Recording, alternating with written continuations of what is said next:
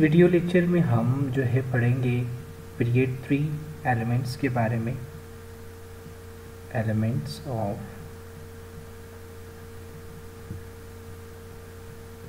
Period 3 को हम क्या करेंगे, डिस्कस करेंगे। पीरियड 3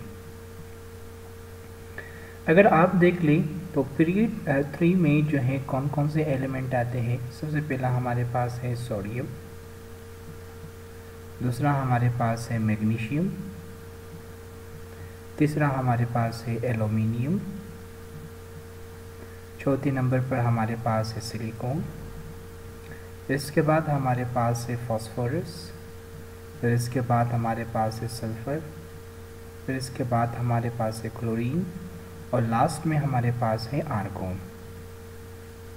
तो ये 8 एलिमेंट जो है पीरियड 3 के अंदर पाया जाता है। पहले नंबर पर है सोडियम, फिर इसके बाद है मैग्नीशियम, फिर aluminium, silicon, phosphorus, sulphur, chlorine, argon. ये पीरियड 3 के एलिमेंट्स हैं। अब हम क्या करेंगे कि सबसे पहले जो है एक टॉपिक की डिस्कशन हम स्टार्ट कर लेंगे, फिर उसके बाद दोबारा हम जो है पीरियड 3 के एलिमेंट्स के ऊपर ही आएंगे। वो टॉपिक जो हम स्टार्ट करने वाले हैं वो हमारे पास क्या है, वो हमारे पास है atomic properties. Atomic properties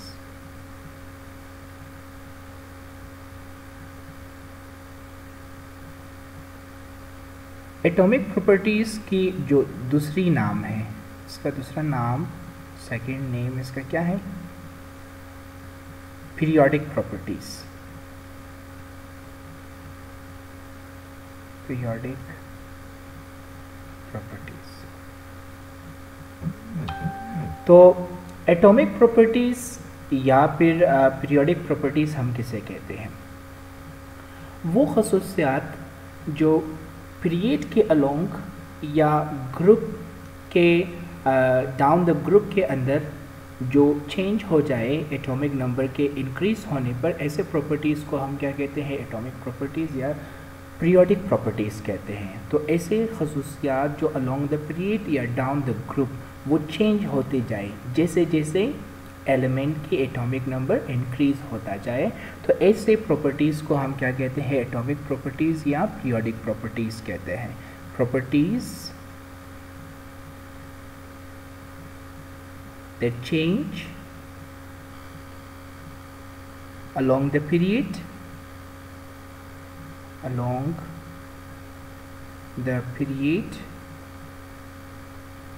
or down the group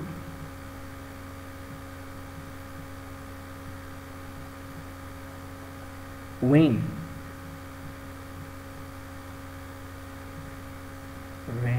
atomic number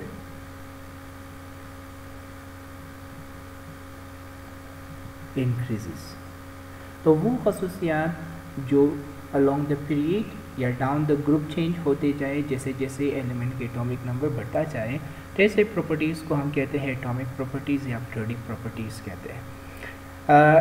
periodic properties या फिर जो एटॉमिक प्रॉपर्टीज़ है उसका मिसाल हमारे पास क्या है, उसका मिसाल हमारे पास सबसे पहला है एटॉमिक रेडियाई, जिसे हम एटॉमिक साइज के नाम से भी जानते हैं, एटॉमिक रेडियाई। इसके बाद फिर हमारे पास है आयनाइजेशन एनर्जी, आयोनाइजेशन एनर्जी। इसी तरह बहुत और सारे भी हैं जैसे कि इलेक्ट्रोनेगेटिविटी है, इलेक्ट्रिकल कंडक्टिविटी है। ये सारे जो है किस चीज़ के अंदर आते हैं, एटॉमिक प्रॉपर्टीज़ या जो है पीरियोडिक प्रॉपर्टीज़ के एग्जाम्पल में काउंट होते हैं। तो अब ये था एटॉमिक प्रॉपर्टीज़ और इसके कुछ मिसाल। अब दोबारा हम क्या करेंगे, मूव करेंगे एलिमेंट्स ऑफ पीरियड 3। अब हम क्या करेंगे कि हम पढ़ेंगे इसी एटॉमिक प्रॉपर्टीज़, वो भी किसकी एटॉमिक प्रॉपर्टीज़ को, एलिमेंट ऑफ पीरियड 3 के एटॉमिक प्रॉपर्टीज़ को अब हम क्या करेंगे, डिस्कस करेंगे बारी बारी। सबसे पहला जो प्रॉपर्टीज़ हम डिस्कस करने वाले हैं वो हमारे पास क्या है। इससे पहले कि हम उसके ऊपर चले जाएं, सबसे पहले मैं आपको पीरियड 3 के एलिमेंट्स की एटॉमिक नंबर के बारे में आपको बताता हूँ। तो यहाँ पर अगर आप देख ले, सोडियम के एटॉमिक नंबर क्या है, 11 है, मैग्नीशियम के एटॉमिक नंबर 12 है, एल्यूमिनियम की 13 है, सिलिकॉन की 14 है, फास्फोरस की 15 है, सल्फर की 16 है, क्लोरीन की 17 है और इसी तरह आर्गोन की 18 है एटॉमिक नंबर। तो यहाँ पर अगर आप गौर से देख लें, जैसे जैसे हम along the period from left hand side right hand side की जानिब जैसे जैसे हम मूव करते जाते हैं तो एलिमेंट की एटॉमिक नंबर वो एक यूनिट क्या हो रहा है, बढ़ रहा है। जैसे जैसे हम अलोंग द पीरियड मूव करते जाएं तो एलिमेंट की एटॉमिक नंबर एक एक यूनिट वो क्या होता जा रहा है, बढ़ता जा रहा है। एक यूनिट बढ़ने से मुराद ये कि उन एलिमेंट में एक इलेक्ट्रॉन और एक प्रोटॉन का इजाफा होता जा रहा है। तो यहाँ पर अगर आप ऑब्जर्व कर ले, यहाँ पर सोडियम की जो एटॉमिक नंबर है वो 11 है, मैग्नीशियम की क्या है 12 से मुराद ये कि मैग्नीशियम के एटॉमिक नंबर सोडियम की बनिस्बत एक यूनिट क्या है, ज़्यादा है, यानी इसके पास एक प्रोटॉन और एक इलेक्ट्रॉन सोडियम की बनिस्बत ज़्यादा है। इसी तरह अगर आप मज़ीद अलोंग द पीरियड मूव करें तो मैग्नीशियम के बाद क्या आता है, एल्यूमिनियम। एल्यूमिनियम की अगर आप गौर से देख ले तो इसकी एटॉमिक नंबर 13 है, जो एक यूनिट मैग्नीशियम से क्या है, ज़्यादा है।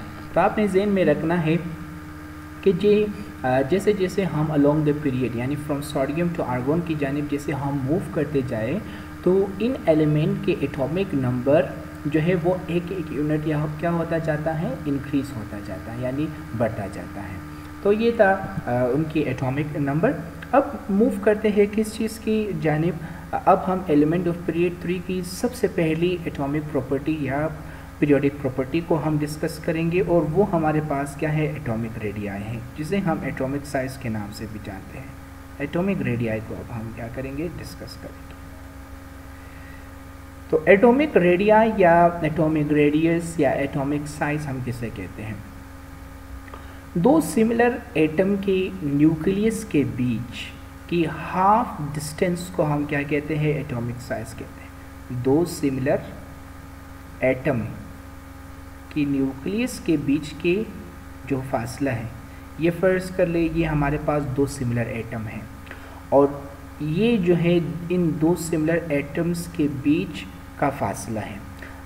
तो ये दो सिमिलर एटम्स के न्यूक्लियस के बीच का जो फासला है, अगर इस फासले को मैं क्या कर लूँ, हाफ कर लूँ, यानी टू के साथ इसको अगर मैं डिवाइड कर लूँ तो इन दो सिमिलर एटम के न्यूक्लियस के बीच के फासले को अगर मैं हाफ कर लूँ तो उसके हाफ को हम क्या कहते हैं, उस एटम का एटॉमिक रेडियाई कहते हैं या एटॉमिक साइज कहते हैं। तो half of the distance between the nucleus of similar type is known as atomic radii और atomic size of that atom. तो यहाँ पर ये था एटॉमिक रेडियाई की डिफिनीशन। अब हम क्या करेंगे, मूव करते हैं ट्रेंड ऑफ एटॉमिक रेडियाई के ऊपर। ट्रेंड ऑफ एटॉमिक रेडियाई अब हम क्या करेंगे, डिस्कस करेंगे। Trend of atomic radii.